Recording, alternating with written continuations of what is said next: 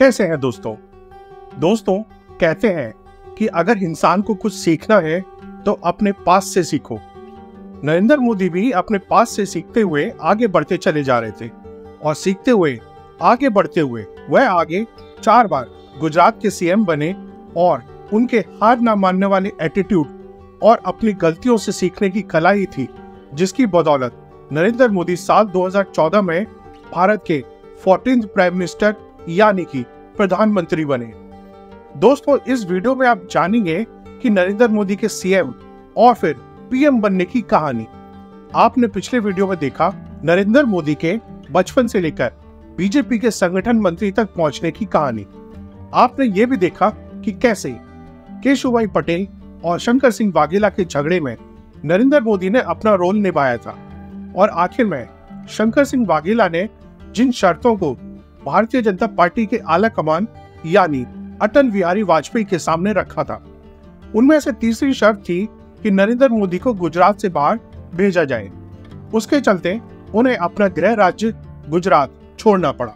अगर आपने वह पहले वाला वीडियो नहीं देखा है तो उसका लिंक मैंने डिस्क्रिप्शन में दिया हुआ है, आप उस लिंक से देख सकते हैं।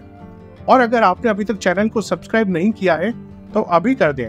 तो दोस्तों, अब कहानी को आगे बढ़ाते हैं, अब कहानी को आगे देखते हैं।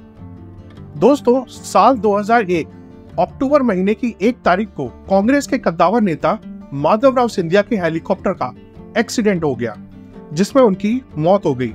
इस हेलीकॉप्टर में नेताजी के अलावा कुछ पत्रकार भी सवार थे। ऐसे ही एक कैमरा पर्सन थे आज तक न्यूज चैनल से जुड़े हुए गोपाल जी।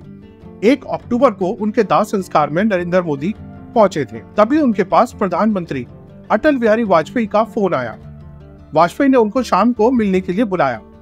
जब नरेंद्र मोदी अटल बिहारी वाजपेयी से मिले तो अटल बिहारी वाजपेयी ने अपनी मीठी सी मुस्कान में कहा कि दिल्ली में पंजाबी खाना खाकर तुम काफी मोटे हो गए हो, अब तुम्हें वापस गुजरात लौट जाना चाहिए। ये अटल बिहारी वाजपेयी का तरीका था नरेंद्र मोदी को गुजरात जाने का आदेश देने के लिए। केशुभाई पटेल के खिलाफ पार्टी संगठन में लगातार नाराजगी सामने आ रही थी। भुज, जहां पर भूकंप आया हुआ था, जिसके पुनर्वास का काम केशुभाई पटेल की सरकार ठीक ढंग से नहीं कर पा रही थी। इसके अलावा हालिया उपचुनाव में भी पार्टी को हार का सामना करना पड़ा था। हालात को देखते हुए पार्टी आलाकमान नरेंद्र मोदी को गुजरात का मुख्यमंत्री बनाकर गुजरात भेजने की योजना कर रही थी। नरेंद्र मोदी के एक जीवनीकार ए.वी. कामत लिखते हैं कि नरेंद्र मोदी उस समय सीएम बनने के लिए इच्छुक नहीं थे। उन्होंने अटल बिहारी वाजपेयी से भी कहा, मैं सत्ता नहीं संगठन संभालना चाहता हूँ। लेकिन हर सिक्के के 2 पहलू होते हैं। एक ये जीवनीकार है जो नरेंद्र मोदी के त्याग की कहानी बता रहे हैं, वहीं कुछ दूसरे सोर्सेज भी बताते हैं कि कैसे नई दिल्ली में रहते हुए नरेंद्र मोदी अपनी वापसी की तैयारियां कर रहे थे। नरेंद्र मोदी गांधीनगर से नई दिल्ली तक पहुंच गए थे, लेकिन उनका मन अभी भी अपने गृह राज्य में लगा हुआ था। शंकर सिंह वाघेला ने खजुराहो कांड के कुछ समय बाद जब दूसरी बार बगावत की तो नरेंद्र मोदी को संघ के नेताओं से ये कहने का मौका मिल गया कि देखिए, मेरा अंदेशा ठीक था और केशुभाई पटेल ना तो सरकार संभाल पाई ना ही संगठन, और शंकर सिंह वाघेला ने दूसरी बार बगावत कर दी। इस दौरान टीवी चैनलों का दौर शुरू हो चुका था और ऐसे में कभी कभी नरेंद्र मोदी को भी अपना पक्ष रखने का मौका मिल जाता था। वो जब भी पार्टी के हेडक्वार्टर में होते थे तब पत्रकारों के साथ अपने संबंध मजबूत करने में लगे रहते थे। इस दौरान वो केशुभाई पटेल के खिलाफ भी लॉबिंग करने में लगे हुए थे। एक बार आउटलुक के संपादक रहे विनोद मेहता जी एक मैगजीन को दिए इंटरव्यू में बताते हैं कि साल 2001 में नरेंद्र मोदी मुझसे मिलने के लिए आए। उनके पास कुछ दस्तावेज थे जो केशुभाई पटेल के खिलाफ जाते थे। वो चाहते थे कि आउटलुक मैगजीन इनका इस्तेमाल अपनी रिपोर्ट में करे। इसके कुछ महीनों बाद मुझे पता चला कि नरेंद्र मोदी गुजरात के नए मुख्यमंत्री होंगे, लेकिन नरेंद्र मोदी को मुख्यमंत्री बनाए जाना इतना आसान भी नहीं था। केशुभाई पटेल शंकर सिंह वाघेला के लिए एक बार कुर्सी खाली कर चुके थे, वो दोबारा ये करने के लिए तैयार नहीं थे। शुरुआती दौर में उन्होंने अपने समर्थक करीब आधा दर्जन वरिष्ठ विधायकों को नई दिल्ली में अपना पक्ष रखने के लिए भेजा, लेकिन पार्टी आलाकमान के दबाव के सामने इन विधायकों ने ही अपना पक्ष बदल लिया और इसके बाद बीजेपी के शीर्ष नेतृत्व अपने 3 वरिष्ठ नेताओं को यह जिम्मेदारी दी कि वो नरेंद्र मोदी के नाम पर दिल्ली और गुजरात में आम सहमति कायम करवाएं। नरेंद्र मोदी भी जानते थे कि गुजरात का विधायक दल उन्हें पसंद नहीं करेगा और इसलिए वो अपना नाम नई दिल्ली के जरिए रखवाना चाह रहे थे। जब संघ ने उनके नाम पर मोहर लगवा दी तो पार्टी के नेतृत्व को बल मिल गया और ऐसे में 3 नेता जन कृष्णमूर्ति, कुशाभाऊ ठाकरे और मदन लाल खुराना को यह जिम्मेदारी दी गई कि वो गुजरात जाकर नरेंद्र मोदी के पक्ष में फैसला करवाएं। 5 अक्टूबर को नरेंद्र मोदी मदन लाल खुराना के साथ गांधीनगर पहुंचे। उसके पहले केशुभाई पटेल अपना विरोध जताते हुए ये तक कह चुके थे कि अगर मुझे इस बार मुख्यमंत्री पद से हटाया गया तो मैं राजनीति से संन्यास ले लूंगा।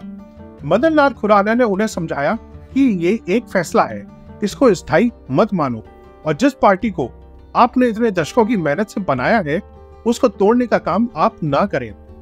आप तो शंकर सिंह वाघेला ना बने और आखिर में पार्टी आलाकमान के सामने केशुभाई पटेल को हथियार डालने पड़े।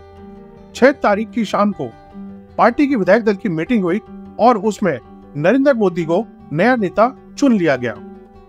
केशुभाई पटेल ने राजभवन जाकर अपना इस्तीफा सौंप दिया और 7 अक्टूबर 2001 को नरेंद्र मोदी ने गुजरात के 14वें मुख्यमंत्री के रूप में शपथ ली। 2003 राजस्थान के विधानसभा चुनाव में नरेंद्र मोदी गुजरात में लगे एक जिले उदयपुर में रैली करने के लिए गए ताकि वहां की मुख्यमंत्री पद की दावेदार वसुंधरा राजे सिंधिया के हाथ मजबूत हो सके। लेकिन जैसे ही नरेंद्र मोदी रैली स्थल पर बोलने के लिए खड़े हुए, सामने खड़ी भीड़ ने नारा लगाना शुरू कर दिया, देखो देखो कौन आया, गुजरात का शेर आया। राजस्थान के चुनाव में भारतीय जनता पार्टी को जीत हासिल हुई, लेकिन राजनीतिक पंडित ये सोचते रहे कि गुजरात का शेर और हिंदू हृदय सम्राट जैसे टाइटल जो सिर्फ लाल कृष्ण आडवाणी के लिए रिजर्व थे, अब नरेंद्र मोदी के खाते में कैसे पहुंच गए। इसकी शुरुआत हुई फरवरी 2002 में गोधरा कांड के दौरान। फरवरी 2002 में साबरमती एक्सप्रेस अयोध्या से वापस लौट रही थी। इसकी एक बोगी में कार सेवक सवार थे। गोधरा में इस बोगी को आग लगा दी गई और उसमें 50 से ज्यादा कार सेवक मारे गए और ऐसे में गुजरात में दंगे भड़क गए। दंगों में ऑफिशियल आंकड़ों की माने तो करीब 1044 लोग मारे गए, लेकिन जो दूसरी इंडिपेंडेंट एजेंसीज मौत के आंकड़े को 2000 से 2500 के बीच ठहराती हैं। गोधरा दंगों को लेकर आज तक विपक्षी दल नरेंद्र मोदी पर सवाल उठाते हैं और नरेंद्र मोदी कहते हैं कि इसे गुजरात को बदनाम करने के लिए एक हथियार के तौर पर इस्तेमाल किया जा रहा है। अलग अलग अदालतों में मामले चले जिनमें वो बरी हो गए। सीधे तौर पर उनका शरीक होना साबित नहीं हो पाया, लेकिन ये साबित हो गया कि अगले हिंदू आइकन नरेंद्र मोदी ही होंगे। 4 अप्रैल 2002 गुजरात में दंगे खत्म होने के लगभग 1 महीने बाद प्रधानमंत्री अटल बिहारी वाजपेयी गुजरात के दौरे पर थे। इस दौरान प्रेस कॉन्फ्रेंस को संबोधित करते हुए उन्होंने कहा, विदेशों में हिंदुस्तान की बहुत इज्जत है, उनमें मुस्लिम देश भी शामिल है, मगर वहां जाने से पहले मैं ये सोच रहा हूँ कि अब मैं इन देशों में कौन सा चेहरा क्या मुंह लेकर जाऊंगा। ये बात अटल बिहारी वाजपेयी ने एक दंगा राहत शिविर के दौरे के दौरान कही थी। उसी दिन शाम को अहमदाबाद में वो एक बार फिर से पत्रकारों के सामने थे और नरेंद्र मोदी भी उनके साथ थे। एक पत्रकार ने सवाल पूछा कि गुजरात के मुख्यमंत्री के लिए आपका क्या संदेश है, तो अटल बिहारी वाजपेयी का यह जवाब था कि चीफ मिनिस्टर के लिए मेरा एक ही संदेश है कि वो राजधर्म का पालन करें। राजधर्म ये शब्द काफी सार्थक है, मैं उसी का पालन कर रहा हूँ, पालन करने का प्रयास कर रहा हूँ। राजा के लिए, शासक के लिए प्रजा प्रजा में भेद नहीं होना चाहिए, न ही जन्म के आधार पर, न ही जाति के आधार पर, न संप्रदाय के आधार पर। नरेंद्र मोदी इस पूरी कॉन्फ्रेंस के दौरान बहुत ही असहज नजर आ रहे थे। जब अटल बिहारी वाजपेयी ने राजधर्म का जिक्र किया तो उनकी बेचैनी बढ़ गई और वाजपेयी को बीच में ही काटते हुए वो बोले, हम भी तो यही कर रहे हैं साहब। अटल बिहारी वाजपेयी भी समझ गए कि अब स्थिति अनियंत्रित हो सकती है। उन्होंने अपनी बात को यहीं पर खत्म कर दिया कि मुझे पूरा भरोसा है कि नरेंद्र भाई भी यही बात कर रहे हैं, लेकिन भरोसा दरक चुका था। दरअसल अटल बिहारी वाजपेयी केंद्र में 20 दलों के गठबंधन वाली सरकार चला रहे थे। तेलुगु देशम पार्टी का उन पर दबाव था कि गुजरात के मुख्यमंत्री के खिलाफ कार्रवाई की जाए। उधर खनन मंत्री रामविलास पासवान भी गुजरात के दंगों के विरोध में कैबिनेट से इस्तीफा दे चुके थे। अटल बिहारी वाजपेयी के पास कोई भी विकल्प नहीं बचा था। वो एक मुख्यमंत्री के लिए अपनी प्रधानमंत्री की कुर्सी दांव पर लगाना नहीं चाहते थे। 11 अप्रैल 2002 नई दिल्ली से गोवा एक जहाज रवाना होता है, क्योंकि गोवा में बीजेपी की राष्ट्रीय कार्यकारिणी की मीटिंग हो रही थी। जहाज में 4 लोग सवार थे, अटल बिहारी वाजपेयी, लाल कृष्ण आडवाणी, जसवंत सिंह और अरुण शौरी। अभी कुछ ही रोज पहले बीजेपी के नेता और प्रधानमंत्री अटल बिहारी वाजपेयी सिंगापुर के दौरे से वापस लौटे थे। दौरे पर जाने से पहले उन्होंने आडवाणी और दूसरे लोगों को ये निर्देश दिया था कि मेरे आने तक गुजरात के मुख्यमंत्री का मामला सुलझा लिया जाए, लेकिन आडवाणी ने अटल बिहारी वाजपेयी के लौटने तक मामले को लटकाए रखा। अब जैसे ही हवाई जहाज चलना शुरू हुआ, अटल बिहारी वाजपेयी, जो कि आडवाणी के ठीक सामने बैठे हुए थे, उन्होंने अपने सामने पड़ा हुआ अखबार उठा लिया और पढ़ने लगे। आडवाणी ने भी यही किया। थोड़ी देर तक अरुण शौरी और जसवंत सिंह आपस में बात करते रहे। फिर अरुण शौरी आगे बढ़े और उन्होंने वाजपेयी के सामने से अखबार हटाते हुए कहा कि आप लोग आखिर कब तक ये करते रहेंगे और एक दूसरे से बात नहीं करेंगे। यह सुनकर आडवाणी ने भी अखबार नीचे रख दिया। वाजपेयी ने अपने चिर परिचित अंदाज में धीरे से बोला, पहले तो जन कृष्णमूर्ति की जगह वेंकैया नायडू को पार्टी का राष्ट्रीय अध्यक्ष बनाया जाए, और फिर बोले कि मोदी को जाना होगा। आडवाणी को संकेत साफ था। हवाई जहाज में ये तय हो चुका था कि गोवा पहुंचते ही लाल कृष्ण आडवाणी नरेंद्र मोदी से इस्तीफा ले लेंगे, लेकिन गोवा में नरेंद्र मोदी के सिपहसालार किसी और ही तैयारी में थे। 12 अप्रैल 2002 गोवा में बीजेपी की राष्ट्रीय कार्यकारिणी की बैठक शुरू होती है। मंच पर बैठे हुए थे अटल और आडवाणी। एक एक करके मुख्यमंत्री और बड़े नेता आ रहे थे और अपना पक्ष रख रहे थे।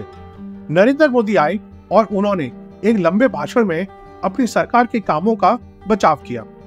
आखिरी में उन्होंने इस्तीफा देने की पेशकश कर दी। अटल बिहारी वाजपेयी को लगा कि उनका काम पूरा हो गया, लेकिन नरेंद्र मोदी ने जैसे ही इस्तीफे की पेशकश करी, पंडाल में जगह जगह बीजेपी और संघ के कार्यकर्ता खड़े हो गए और इस्तीफा मत दो और नरेंद्र मोदी जिंदाबाद के नारे लगने लगे। बकौल अरुण शौरी, ये एक सुनियोजित तख्ता पलट था। अरुण शौरी और पार्टी के राष्ट्रीय कार्यकारिणी के दूसरे सदस्य आगे की पंक्ति में बैठे हुए थे। उनके बगल में यशवंत सिन्हा बैठे हुए थे। अरुण शौरी ने यशवंत सिन्हा की तरफ देखा और फिर पीछे देखा। उन्हें लगा कि जैसे मंच से किसी ने उनको इशारा किया हो और विरोध शुरू हो गया हो। अटल बिहारी वाजपेयी को भी समझ में नहीं आ रहा था कि ये स्थिति कैसे पैदा हो गई। नरेंद्र मोदी के भाषण के बाद एक छोटा अंतराल और फिर मंच पर पहुंचे अरुण जेटली। इस बीच एक मीटिंग हो चुकी थी और उसमें लिए गए फैसलों को अंजाम तक पहुंचाने की जिम्मेदारी अरुण जेटली को दी गई थी। उन्होंने मंच पर जाकर एक प्रस्ताव पेश किया, जिसमें कहा गया कि नरेंद्र मोदी के इस्तीफे के ऑफर को नामंजूर कर दिया जाए। उनके इस प्रस्ताव का समर्थन प्रमोद महाजन और केशुभाई पटेल ने किया। प्रमोद महाजन अटल बिहारी वाजपेयी के खासम खास थे। फिर अचानक से ऐसा क्या हुआ कि वो अटल जी के सामने एक विरोधी के तौर पर नजर आ रहे थे। दरअसल आरएसएस के नेतृत्व ने बीजेपी को यह स्पष्ट कर दिया था कि किसी भी कीमत पर नरेंद्र मोदी का इस्तीफा नहीं लिया जाना चाहिए। इससे पार्टी के काडर में एक गलत संदेश जाएगा, और यही बात अटल बिहारी वाजपेयी तक घुमा फिराकर प्रमोद महाजन के जरिए पहुंचा दी गई। अब अटल बिहारी वाजपेयी को संघ का पूरा प्लान समझ में आ गया, तो उनके तेवर भी बदल चुके थे। उसी दिन शाम को जब गोवा में एक बड़ी रैली हुई, तो अटल बिहारी वाजपेयी ने बोला कि गुजरात में क्या हुआ, गुजरात में क्या हुआ। अगर साबरमती रेलगाड़ी के निर्दोष निरपराध यात्रियों को जिंदा जलाने का षड्यंत्र न रचा जाता, तो गुजरात की त्रासदी को टाला जा सकता था। 22 दिसंबर 2002 गुजरात में बीजेपी ने बड़े पैमाने पर जीत हासिल करी, और इस तारीख को नरेंद्र मोदी दूसरी बार गुजरात के मुख्यमंत्री पद की शपथ ले रहे थे। शपथ ग्रहण समारोह में प्रधानमंत्री अटल बिहारी वाजपेयी, लाल कृष्ण आडवाणी के अलावा तमिलनाडु के मुख्यमंत्री जयललिता, हरियाणा के मुख्यमंत्री ओम प्रकाश चौटाला और झारखंड के मुख्यमंत्री बाबूलाल मरांडी भी मौजूद थे। भारतीय जनता पार्टी को अपने इतिहास की सबसे बड़ी सफलता मिली थी। 182 में से बीजेपी ने 127 सीटें जीती थी। एक साल पहले तो नरेंद्र मोदी कह रहे थे कि मैं गुजरात से 6 साल से दूर हूं, मुझे अब वहां का अंदाजा नहीं है। फिर ये अचानक ऐसा कैसे हो गया? फिर बीजेपी ने एक ऐतिहासिक जीत हासिल कर ली। ऐसा कैसे हो गया कि केशुभाई पटेल, जो उनके सबसे लोकप्रिय नेता थे, वो कैंपेन में सबसे आगे नहीं आए थे, फिर भी बीजेपी जीत गई। ये हुआ नरेंद्र मोदी की रणनीति के चलते। अप्रैल 2002 में गोवा से लौटने के बाद नरेंद्र मोदी को ये साफ हो चुका था कि अब संगठन के स्तर पर कोई उनको चुनौती नहीं देगा। जुलाई 2002 में उन्होंने विधानसभा भंग करने की राज्यपाल से सिफारिश कर दी। वह जानते थे कि दंगों के बाद जो हालात पैदा हुए हैं, जो पोलराइजेशन हुआ है, उसी के दौरान चुनाव हो जाए ताकि उनकी पार्टी को फायदा पहुंच सके। उस वक्त मुख्य चुनाव आयुक्त थे JM लिंगदो। लिंगदो ने अगस्त में अहमदाबाद और बड़ोदरा का दौरा किया और फिर चुनाव उस वक्त करवाए जाने से इनकार कर दिया। उनका कहना था कि अभी सांप्रदायिक तनाव है और चुनाव करवाने के लिए सिचुएशन ठीक नहीं है। लिंगदो ने यह फैसला करके जैसे नरेंद्र मोदी को एक हथियार दे दिया जिसकी उन्हें बेहद जरूरत थी। दरअसल नरेंद्र मोदी ने विधानसभा का कार्यालय खत्म होने के 7 महीने पहले ही विधानसभा भंग करने की सिफारिश करी थी, लेकिन लिंगदो ने उनके अरमानों पर पानी फेर दिया। नरेंद्र मोदी का गुस्सा 7वें आसमान पर पहुंच गया था। 20 अगस्त 2002 को बड़ौदा से लगभग 60-65 किलोमीटर दूर बडौली में एक जनसभा को संबोधित करते हुए उन्होंने मुख्य चुनाव आयुक्त पर तंज कसा। नरेंद्र मोदी बोले कि कुछ पत्रकारों ने मुझसे पूछा कि क्या जेम्स माइकल लिंगदो इटली से आए हैं। मैंने उनसे कहा कि मेरे पास उनकी जन्मपत्री नहीं है, इसके लिए मुझे राजीव गांधी से पूछना पड़ेगा। आखिरकार दिसंबर में चुनावों का ऐलान हुआ और नरेंद्र मोदी ने चुनावों में जीत के लिए अपना दशकों पुराना और आजमाया हुआ फॉर्मूला अपनाया और वो एक रथ यात्रा के लिए निकल पड़े। 8 सितंबर 2002 के रोज उन्होंने फागवेल के भातीजी मंदिर में अपनी गुजरात गौरव यात्रा की शुरुआत करी।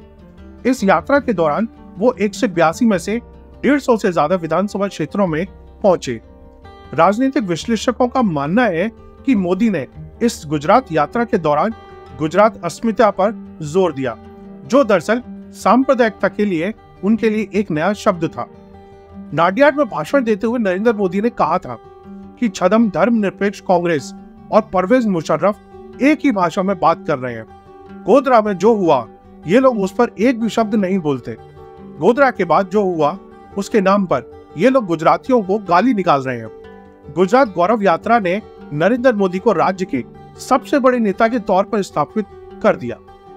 दिसंबर में जब नतीजे आए तो इस चीज को एक स्थायी बल मिल गया और आज भी गुजरात में और अब तो देश में भी नरेंद्र मोदी का करिश्मा कायम है। हर बीतते बरस के साथ नरेंद्र मोदी ने सत्ता और संगठन पर अपनी पकड़ को मजबूत किया और इसी के सारे 2007 और 2012 के चुनावों में भी जीत हासिल करी। पार्टी में उनके खिलाफ छुटपुट बगावत होती रही, लेकिन नरेंद्र मोदी ने कुशलता से उनको किनारे कर दिया। 2012 में केशुभाई पटेल ने गुजरात परिवर्तन पार्टी बनाकर नरेंद्र मोदी को चुनौती देने की कोशिश करी, लेकिन उसका नतीजा कुछ नहीं हुआ। नरेंद्र मोदी ने शुरुआत हिंदुत्व का पैरोकार बन के करी थी, लेकिन बाद में वो गुजरात मॉडल की पैरवी करने लगे। क्या है नरेंद्र मोदी का गुजरात मॉडल?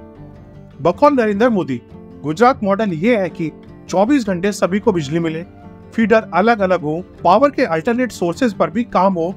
गुजरात को उन्होंने एक टूरिज्म हब के तौर पर प्रमोट करने में भी सफलता हासिल करी थी। इसके अलावा उनका दावा था कि सरकारी नौकरियों में, सरकारी भर्तियों में ट्रांसपेरेंसी कायम की गई। नरेंद्र मोदी ने शंकर सिंह वाघेला के फॉर्मूले को आगे बढ़ाया और सरकार को लोगों के दरवाजे तक पहुंचने का वो दावा करते रहे।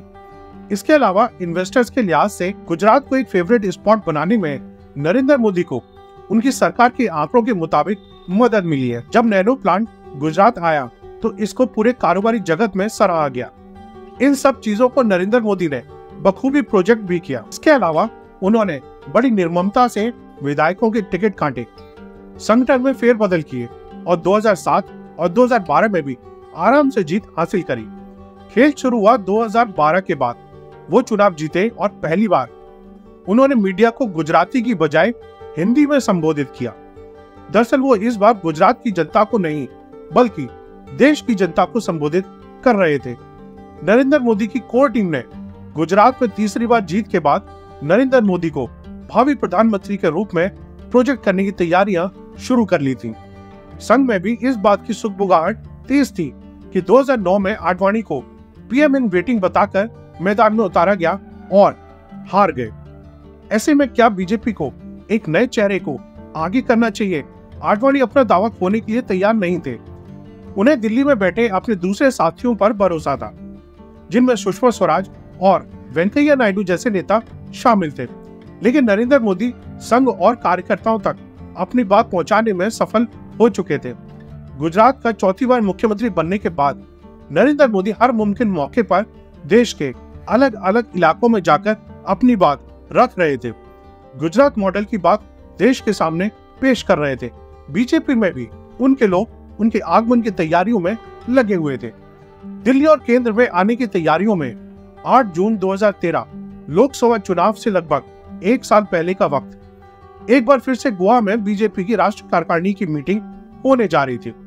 मीटिंग को कवर करने के लिए पहुंचे पत्रकारों से बात करते हुए उस समय पार्टी के प्रवक्ता और नरेंद्र मोदी की सरकार में कैबिनेट मंत्री रहे प्रकाश जावड़ेकर ने मुस्कुराते हुए कहा, शाम तक का इंतजार करिए, आपको एक अच्छी खबर मिलेगी। ऐसा नहीं है कि मीडिया की नजर सिर्फ गोवा पर ही थी, दिल्ली में भी एक नजर उनकी टिकी हुई थी, क्योंकि दिल्ली में बीजेपी के वरिष्ठ नेता लाल कृष्ण आडवाणी गुस्से में बैठे हुए थे। उन्होंने राष्ट्रीय कार्यकारिणी की मीटिंग में जाने से इनकार कर दिया था। सुषमा स्वराज समेत कई नेताओं ने उन्हें मनाने की कोशिश करी, लेकिन कामयाब नहीं हुए। ऐसे में राजनाथ सिंह ने पत्रकारों से बात करते हुए कहा कि आडवाणी जी की तबीयत खराब है और हम किसी को भी राष्ट्रीय कार्यकारिणी में आने के लिए बाध्य नहीं कर सकते।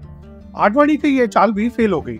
संघ ने स्पष्ट कर दिया कि अब नरेंद्र मोदी बीजेपी को लोकसभा में लीड करेंगे और ऐसे में 9 जून 2013 को राष्ट्रीय कार्यकारिणी की समाप्ति के बाद पार्टी ने पत्रकारों के सामने ऐलान किया कि जो राष्ट्रीय चुनाव की समिति बनाई गई है, नरेंद्र मोदी को उसका संयोजक बनाया गया है। यह इनडायरेक्टली नरेंद्र मोदी की दावेदारी का ऐलान था।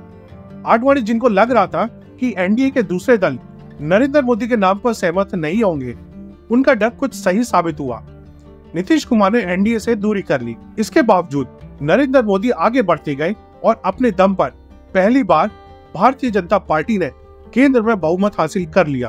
2014 के जनरल इलेक्शंस में बीजेपी ने 543 में से 282 लोकसभा सीट्स हासिल करी, वो भी अपने दम पर सरकार बनाई। बीजेपी अलायंस एनडीए ने कुल मिलाकर 336 सीट हासिल करी। तो दोस्तों, यह थी कहानी नरेंद्र मोदी के बचपन से लेकर सीएम और फिर भारत के पीएम बनने के संघर्ष की कहानी। मैं उम्मीद करता हूं कि आपको ये वीडियो पसंद आया होगा। आप पीएम नरेंद्र मोदी के संघर्ष से कैसे प्रेरित हैं? आप मुझे कमेंट्स में जरूर बताएं। और अगर आपने चैनल को अभी तक सब्सक्राइब नहीं किया है तो सब्सक्राइब जरूर कर दें और इस मोटिवेशनल वीडियो को, इस प्रेरणादायक वीडियो को लाइक करें, अपने दोस्तों में भी शेयर करें। फिर मिलेंगे एक नई कहानी के साथ। तब तक अपना ख्याल रखें। जय हिंद, जय भारत। आज के लिए इतना ही दोस्तों। आपको वीडियो अच्छी लगी हो तो लाइक जरूर करें। ऐसी और इंफॉर्मेटिव वीडियोस के लिए चैनल के दूसरे वीडियोस भी देखें और जाते जाते चैनल को सब्सक्राइब और बेल आइकन को दबाना ना भूलें। Tata, bye bye.